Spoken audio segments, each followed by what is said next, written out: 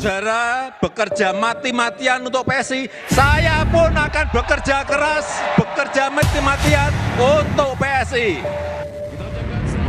Inilah pernyataan Presiden ke-7 Republik Indonesia, Joko Widodo, yang menjadi bagian dari Partai Solidaritas Indonesia. Memakai pas sapu, ikat kepala khas Makassar, berwarna hitam, Joko Widodo menghadiri rapat kerja nasional Partai Solidaritas Indonesia di Makassar, Sulawesi Selatan. Dalam pidatonya, Jokowi menyebut agar menjadi partai yang kuat, PSI harus memiliki struktur yang solid hingga ke desa, bahkan sampai RT RW. Jokowi mengaku siap bekerja maksimal bersama seluruh kader. Bahkan, jika diperlukan, dia masih sanggup untuk turun ke seluruh provinsi hingga ke tingkat kecamatan. Kalau diperlukan, saya harus datang. Saya masih sanggup.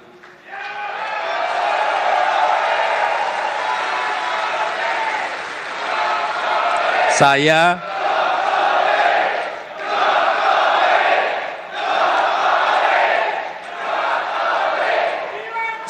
masih sanggup datang ke provinsi-provinsi. Semua provinsi. Saya masih sanggup datang ke kabupaten kota. Saya masih sanggup. Kalau perlu sampai ke kecamatan, saya masih sanggup. Politisi PSI, Valdo Maldini bilang, PSI menjadikan Jokowi sebagai role model dan inspirasi. Valdo mengakui hadirnya Jokowi membuka peluang bagi PSI untuk menjadi partai yang lebih besar. Memang betul kami menjadikan Pak Jokowi sebagai role model, ideolog, pemikir, inspirator kami gitu. Tapi kan itu juga tidak serta-merta terkonversi dalam hasil yang akan dicapai ketika pemilu. Hadirnya Pak Jokowi memang membuka ruang bagi PSI untuk lebih besar ruang kerjanya dan dibantu oleh senior-senior sudah bergabung, kami kira mudah-mudahan hasilnya lebih baik. Direktur Eksekutif Lingkar Madani, Ray Rangkuti, meragukan efek besar hadirnya Jokowi bagi PSI. Sebab elektabilitas dan popularitas Jokowi sudah tak sama seperti saat Jokowi sebagai presiden.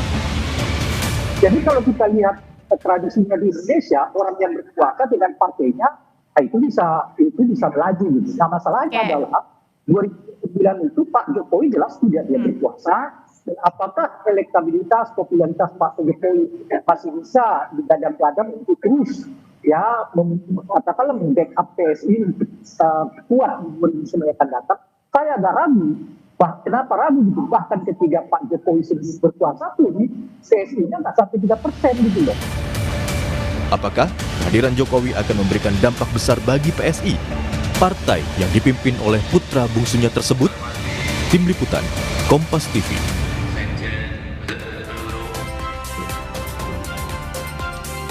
PSI berharap hadirnya Presiden ke-7 Republik Indonesia, Joko Widodo, bisa menjadikan PSI partai besar. Sejalan dengan itu, Jokowi menyatakan siap dan bekerja keras dan mati-matian bersama dengan PSI. Kemudian, apakah kehadiran Jokowi akan membawa dampak besar bagi PSI? Kita akan bahas bersama dengan Ketua DPP PSI Bidang Politik Bestari Barus dan Direktur Eksekutif Parameter Politik Indonesia, Adi Prayitno. Selamat pagi Bang Bestari, Mas Adi. Selamat pagi. Selamat pagi, Mas.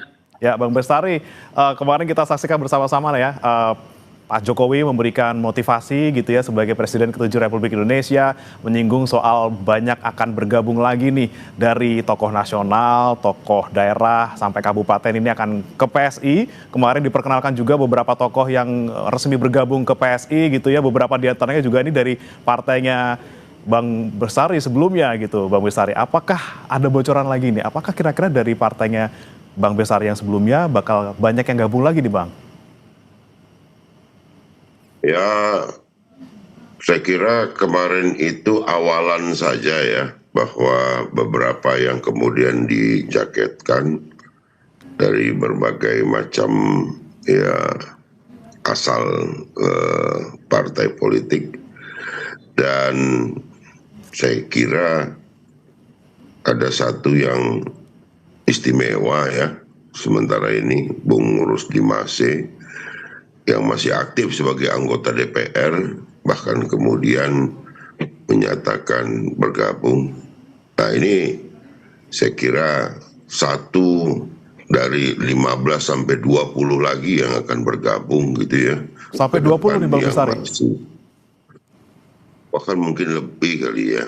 Gitu. Tapi masih menunggu waktu, kecocokan waktu, dan mudah-mudahan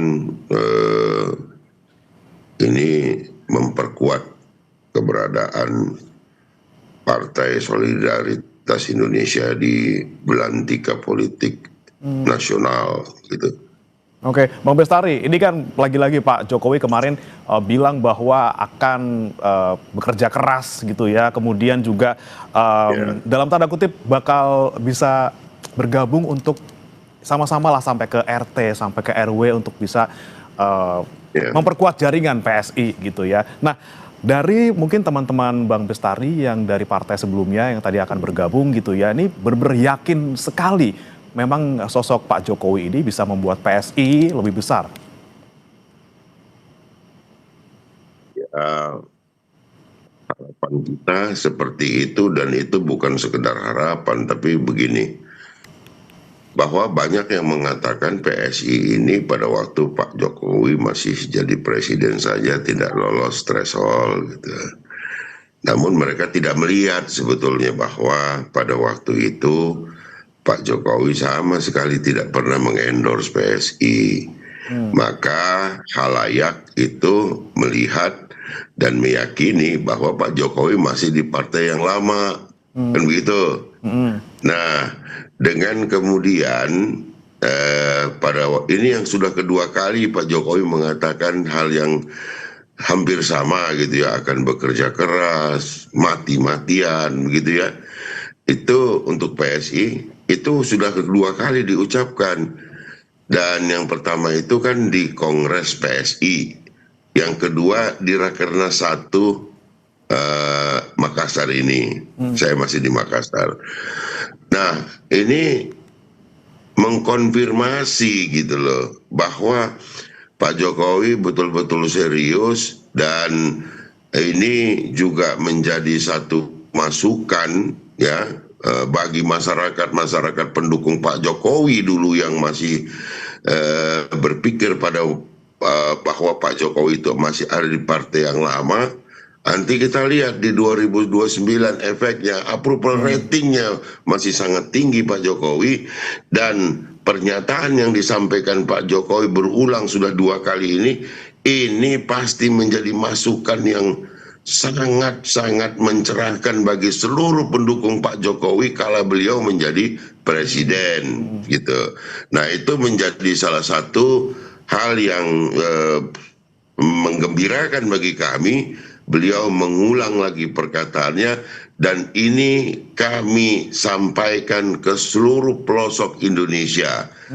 Terima kasih kepada media yang sudah menyampaikan itu, dan kami seluruh kader yang hadir berkomitmen untuk menyebarluaskan apa yang disampaikan Pak Jokowi supaya menjadi permakluman publik ke depan. Saya kira itu. Baik. Nah, ini saya mau ke Mas Adi. Mas Adi, Anda melihat kemarin motivasi yang diberikan oleh Pak Jokowi ini sepertinya lebih dari sekedar motivasi gitu ya, bukan sekedar endorsement juga gitu. Ini seakan-akan ini Pak Jokowi dari tadinya mungkin di kemudian agak belakang, sekarang udah makin ke depan gitu ya. Buktinya sekarang efeknya sudah luar biasa, walaupun belum distruktur, tapi banyak sekali yang kemudian dalam tanda kutip nih hijrah ke PSI dari partai sebelumnya. Melihatnya seperti apa, Mas Adi? Ya, saya kira bicara tentang Jokowi dan PSI hari ini itu melampaui urusan legal formal menjadi anggota partai ataupun tidak, karena publik secara signifikan belakangan ini sudah melihat Jokowi itu ya PSI, PSI itu adalah Jokowi, dua sisi yang memang tidak bisa dipisahkan satu sama yang lain. Nah, kalau kita mendengarkan pidato politik Jokowi kemarin, bagi saya itu adalah semacam bentuk komitmen dan keseriusan Jokowi untuk serius turun gunung dan mati-matian untuk membesarkan PSI di masa-masa yang akan datang, terutama untuk yang pertama kalinya lolos ke parlemen. Karena kalau kita mau jujur sebenarnya Mas ya, bicara PSI hari ini, kenapa relatif sering dipergunjingkan oleh publik? Karena ada 2 variabel penting. Ya tentu adalah sosok Pak Jokowi yang sudah terang-terangan dan belak-belakan ingin memenangkan PSI. Yang kedua, kita juga tahu eksodus ataupun hijrah politik dari Partai Nasdem ke PSI itu kan juga menjadi variabel penting. Dimulai dari Ahmad Ali, kemudian ada Bestari Barus, kemudian ada Rusdi Masih dan seterusnya. Itu kan adalah dua instrumen yang kemudian bisa dibaca oleh publik bahwa kebaruan yang dimiliki oleh PSI hari ini menatap pertarungan politik di 2029 itu relatif jauh diperhitungkan dibandingkan dengan yang sebelumnya.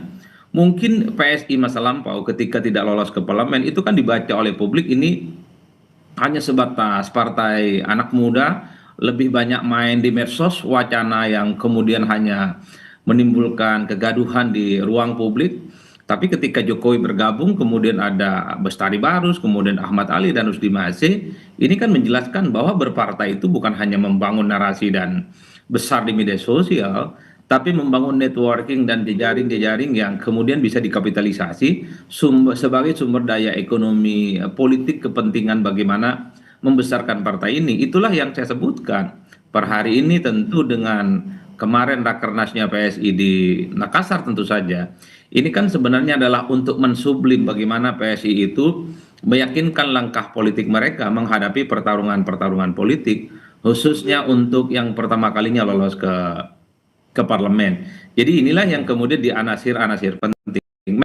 Memang batannya adalah soal apakah Pak Jokowi akan sesakti dahulu kalah. Karena konon Pak Jokowi itu adalah sosok yang setiap pertarungan politik tidak pernah kalah. Di Solo 2 kali jadi wali kota, Jakarta kemudian menang, kemudian setelah itu menjadi presiden 2 periode.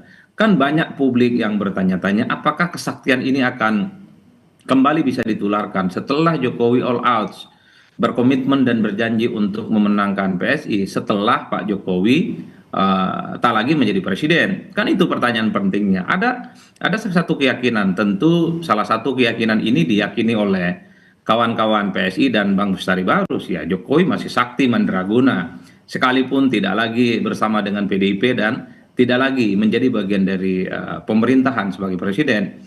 Tapi di seberang yang lain ada yang mengatakan bahwa mungkin Pak Jokowi akan tidak sesakti dulu karena jejaring dan kekuasaan politiknya tidak seperti yang dimiliki waktu jadi presiden dan tidak sekuat waktu bersama dengan PDIP. Bagi saya tidak mau terjebak pada dua perdebatan ini yang di ujung sebenarnya adalah ini tentu adalah uji kekuatan politik Pak Jokowi sebenarnya, tentu dengan mesin politiknya di PSI, bagaimana partai ini untuk pertama kalinya lolos ke parlemen, kerja-kerja politik, networking, meyakinkan masyarakat, itu tentu adalah kunci bagaimana memenangkan hati masyarakat saat pemilu. Karena kalau kita mau jujur sebenarnya, bicara tentang pileg khususnya ya, ini tentu adalah soal bagaimana kekuatan mesin politik, bagaimana struktur yang sebenarnya sudah terbangun sejak konsisten ya, mungkin dari pusat, provinsi, kabupaten, dan kota. Ini yang saya kira memang sepertinya sedang dihitung betul untuk PSI. Makanya kemarin Jokowi itu ketika memberikan, bukan sambutan bagi saya Mas, itu arahan politik coba ya. Arahan, bukan motivasi lagi ya. Kalau dibilang motivator lebih dari itu. Gitu. Istilahnya arahan politik itu kelasnya sudah tingkat dewa itu. Arahan politiknya adalah karena PSI punya mimpi besar, ingin jadi partai besar, maka strukturnya harus besar. Dari pusat, RT dan RW katanya harus dipastikan itu kuat. Jadi bagi saya ini adalah semacam pertaruhan politik bagi Pak Jokowi dan tentu pengurus-pengurus PSI bahwa di 2029 ya ini adalah pertarungan bagaimana untuk pertama kalinya lolos ke parlemen. Oke, baik. Bicara soal struktur gitu ya, Pak Jokowi bilang bahwa harus sampai ke RT, RW, bukan cuma sampai desa, kelurahan. Bang Bestari, Pak Jokowi kalau bicara struktur belum masuk struktur. Apakah nanti bakal masuk ke struktur untuk bisa nanti istilahnya belusukan lagi seperti zaman dulu mau jadi presiden ataupun jadi presiden, atau tetap di luar tapi dengan peran yang sebegitu besarnya, Bang Bestari? Kita masih punya waktu yang cukup ya untuk menyelesaikan seluruh administrasi dan struktur kita sampai kepada verifikasi faktual nanti di Agustus 2027. Tentu kita tidak terburu-buru untuk meletakkan Pak Jokowi pada posisi yang in body nanti dengan kita bersama-sama. Jadi itu pun tidak mengurangi bahwa kami meletakkan beliau pada posisi terhormat sebagai patron politik bagi kami sebagai inspirator. Nah, kalau dikatakan apakah pasti akan bergabung, saya katakan 99% itu Pak Jokowi wajib bergabung dengan PSI. Sudah berarti 2 kali menyampaikan hal-hal yang dukungan kepada PSI, dan bagi kami tentu menjadi penting setelah kami siapkan seluruh struktur ini, baru beliau ikut bersama-sama kami mewujudkan apa yang disampaikan kemarin, janjinya mati-matian turun sampai ke tingkat kecamatan bahkan pun. Saya kira itu. Berarti udah pasti ya, ini kita bisa pastikan 99,9% gitu ya. Ini Mr. J adalah Jokowi dan tinggal nunggu kesiapan administrasinya saja gitu Bang Bestari ya. Saya kira itu patut menjadi permakluman bagi seluruh masyarakat, khususnya pada umumnya dan khususnya kepada seluruh pendukung Pak Jokowi selama menjadi presiden 2 periode. Oke, baik. Nah, ini bicara lagi soal tadi tidak hanya sampai ke kecamatan ataupun desa, tapi juga bahkan sampai ke RT RW. Kalau di kecamatan desa ada DPRT gitu ya. Nanti kalau misalnya sampai ke RT RW jadinya apa nih? Apakah jadi daun atau seperti apa nih? Kalau dari ranting makin kecil lagi ke daun. Seperti apa nanti kira-kira bentuknya jaringan yang akan dibangun oleh PSI untuk ini bersama-sama dengan Pak Jokowi memperluas jaringannya? Gini, verifikasi faktual itu kan disyaratkan hanya kepada DPP, DPW, DPD, dan DPC. Namun beberapa wilayah kami sudah menyiapkan bahkan sampai Dewan Pimpinan Ranting ya, itu setingkat kelurahan. Tentu dari tingkat kelurahan ini pun akan kita instruksikan di bawah komando dari DPD untuk menyiapkan kader-kader TPS yang akan mengawal suara kita. Kita butuh lebih dari 830.000 orang ya untuk mengisi TPS-TPS tersebut, dan untuk mewujudkan kita mau menang, kita mau ada di dalam belantika politik nasional dan menjadi salah satu poros yang cukup diperhitungkan ke depan. Saya kira itu ini membawa juga strategi yang bisa dilakukan untuk merebut kembali kandang yang sebelumnya yang mungkin sebelumnya gimana ya, dari Banteng mungkin ke Gajah gitu, mau diambil lagi di Jawa Tengah mungkin, Bang Bestari? Saya kira begini, sejarah mencatat ya, dalam kontestasi 2 pemilu itu, presiden dan gubernur itu, kami berada di dalam posisi berkoalisi dengan pemenang gitu ya, dengan Pak Prabowo gitu ya. Nah, itu membuktikan kok nggak terlalu istimewa juga kan pada waktu itu, sehingga kalah pada 2 kontestasi itu.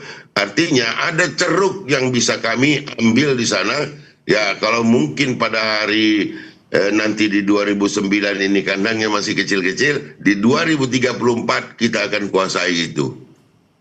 Oke, baik. Nah, Mas Adi, kalau kita lihat memang ini besar sekali keinginan PSI untuk bisa lolos ke Senayan, tapi tentu saja ada target lainnya yang akan mungkin ditargetkan oleh PSI. Anda melihat mungkin dengan kondisi Jokowi effect sekarang yang kita lihat kemarin di Rakernas dan juga mungkin ke depannya kemungkinannya seperti apa? Anda melihatnya seperti apa, Mas Adi? Apakah kemudian realistis untuk bisa lebih dari parlemen gitu? Ya, saya kira memang realistis utama itu adalah lolos ke parlemen. Apalagi misalnya soal kemungkinan ambang batas parlemen itu tidak lagi 4% sesuai dengan putusan Mahkamah Konstitusi yang menganggap ambang batas 4% itu layak untuk dikoreksi. Kalau di bawah 4%, maka partai-partai politik non-parlemen seperti PSI, mungkin juga adalah kawan-kawan seperti P3 dan Hanura dan seterusnya, itu soal kemungkinan lolos ke parlemennya masih cukup terbuka. Nah, yang kedua bagi saya, di PSI ini kan pernah ada satu eksperimen politik di mana Pak Jokowi itu dianggap sebagai figur sentral juga di pemilu 2024, misalnya ketika melihat begitu banyak atribut-atribut yang dimainkan oleh PSI saat itu. Ada foto Pak Jokowi dengan Mas Kaisang sebagai ketua umum partai, tapi kata Bang Bestari itu tidak kampanye dulunya, masih menganggap Pak Jokowi itu masih bagian dari PDIP. Kalau itu rumusnya, maka tidak boleh tidak di tahun-tahun yang akan datang, maka wajib hukumnya bahwa PSI itu harus mengkapitalisasi secara total figur sentral yang namanya Pak Jokowi. Bagi saya Jokowi ini bukan hanya soal inspirator, bukan hanya soal figur utama dan ideolog PSI ya, tapi bagi saya Jokowi itu adalah imam besarnya PSI. apapun judulnya PSI di masa-masa yang akan datang ya sangat tergantung dengan Pak Jokowi. Karenanya tentu tidak ada lagi cerita PSI itu tidak membranding mereka itu sebagai Jokowi, kantor-kantornya gitu ya, dari pusat hingga daerah, mulai dari bendera, kemudian atribut-atribut partai ya memang harus menyertakan Pak Jokowi gitu ya, fotonya, wajahnya. Ini tentu untuk mengkapitalisasi sekaligus memperkenalkan kepada publik bahwa per hari ini ada novelty, ada kebaruan yang dimiliki oleh PSI, yaitu PSI miliknya Jokowi dan Jokowi adalah PSI. Hanya dengan cara itu bahwa keyakinan Jokowi itu masih sakti mandraguna, kira-kira secara perlahan mungkin bisa ditularkan soal asosiasi politik Jokowi di masa-masa yang akan datang. Karena di 2024 Jokowi kelihatan memang agak sedikit menahan diri dan tidak mau vulgar terbuka misalnya mengkampanyekan untuk memenangkan PSI. Tapi karena sudah kadung Jokowi adalah PSI, sudah 2 kali memberikan arahan politik, siap total full power, turun gunung, mati-matian, serius dan militan memenangkan PSI, maka setelah Rakernas ini tentu saja tak ada cerita lagi bagi PSI. Ya memang yang di depan itu adalah Pak Jokowi untuk dijadikan sebagai imam besar dan perjuangan politik mereka di masa-masa yang akan datang. Jangan lagi setengah-setengah, jangan lagi malu-malu, ini saatnya. Karena apapun judulnya, ini yang saya sebut sebagai pertaruhan politik Pak Jokowi khususnya. Kalau PSI lolos di parlemen di 2029, maka satu-satunya sosok yang paling banyak mendapatkan apresiasi pastilah Pak Jokowi. Betul. Oke, baik. Baik, nih Bang Bestari. Bang Bestari. Tapi sebaliknya kalau nggak lolos ke parlemen, Pak Jokowi juga yang akan banyak dicari. Tentu Bang Bestari harus juga. Jadi, harus all out gitu ya. Bang Bestari juga sudah mengkonfirmasi tadi kita bisa kutip 99% gitu. Pak Jokowi bakal masuk ke struktur, tinggal nunggu administrasinya saja. Bang Bestari, lagi-lagi nih kita bicara soal kemarin pembicaraan Pak Jokowi, mungkin bukan di dalam arahannya gitu ya, tapi di luar gitu Pak. Jokowi ditanya soal target PSI di 2029. Selain soal lolos parlemen juga ada target lain tapi belum dibocorin gitu loh Pak. Ini kita ngomongin soal target apa. Sebenarnya apa sih yang ditargetkan PSI? Apakah mungkin Mas Gibran maju lagi di Pilpres atau seperti apa? Saya kira itu sudah tidak lagi rahasia bahwa Pak Jokowi juga sudah menyampaikan beberapa kali bahwa harapan ke depan adalah bersikap pasti gitu mendukung Pak Prabowo dan Mas Gibran 2 periode. Jadi supaya dukungan itu lebih berarti maka PSI harus memberikan kontribusi gitu, dalam arti bahwa memberikan dukungan kepada jalannya roda pemerintahan hari ini bahkan sampai ke depan. Sederhana itu saja.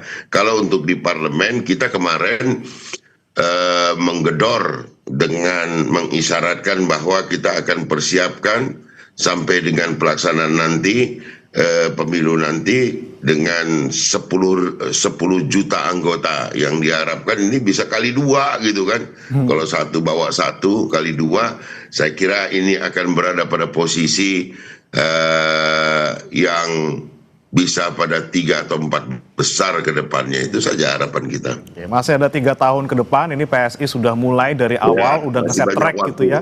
Bukan nunggu di peron lagi, sudah ngeset dari awal tracknya. Kita lihat bagaimana Jokowi Effect ini bisa membuat PSI nanti berhasil di 2029.